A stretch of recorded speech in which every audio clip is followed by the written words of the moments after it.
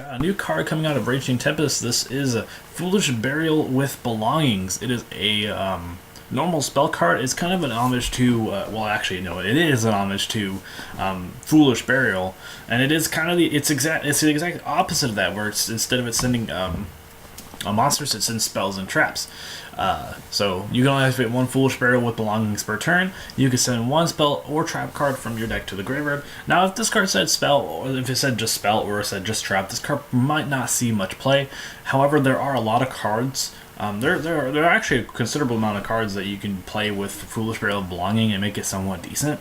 It's not a particularly great card because of that, though, but you might play it in certain decks simply to get your combos off, because it does allow you to get those cards off. And certain cards are very good with this card. And some of the cards I have here, I have 28 cards in general.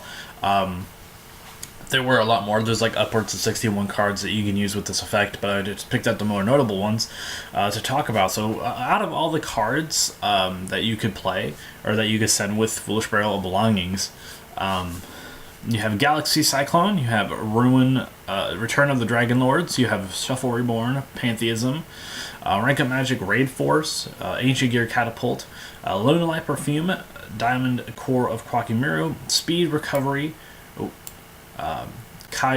Interrupted Kaiju Slumber, Prediction Ritual, Good and Evil of the Burning Abyss, Noble Knight Excalibur. Now we have some trap card. We have actually a lot more trap cards than spell cards.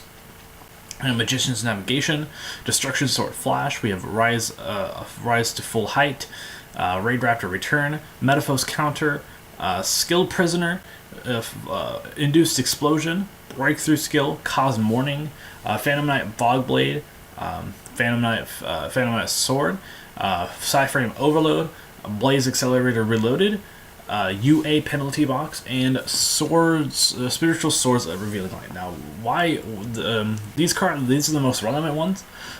So obviously the cards that aren't as good here are going to be cut immediately from most people's plays. In most situations, you don't want to send some of these cards. Like, you don't want to send Pantheism. You kind of want to draw off Pantheism first before you send it to the graveyard.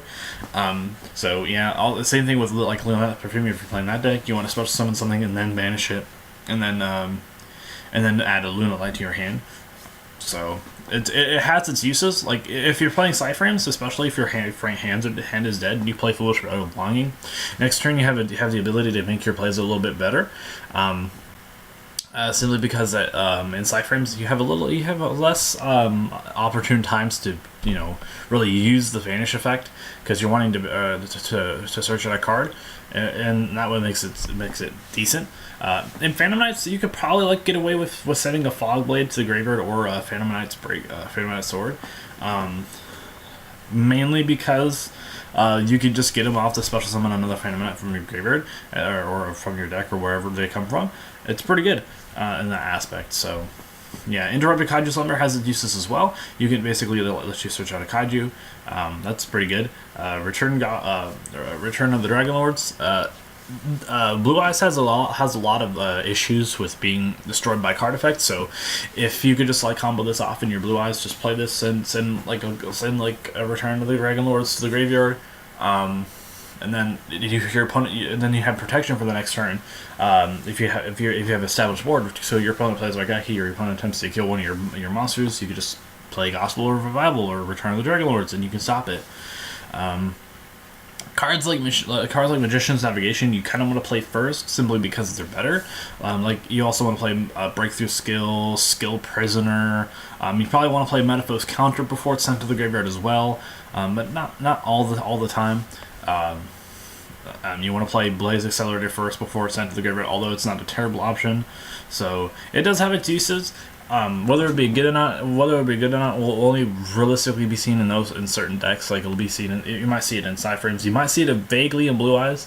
And we might see it a little bit in Kaijus if we ever see a Kaiju build that kind of abuses the Foolish Burial with Belonging. Remember, you can only activate one of them per turn, so you can only play one Foolish Burial with Belongings per turn. So anyway, guys, tell me what you guys think about these cards. If there's any cards that I missed that you think would be interesting to see with Foolish Burial Belongings being sent there, tell me what you guys think about. Tell me in the comment section below. I will see you guys in the next video. This has been Team Metamorphose signing off.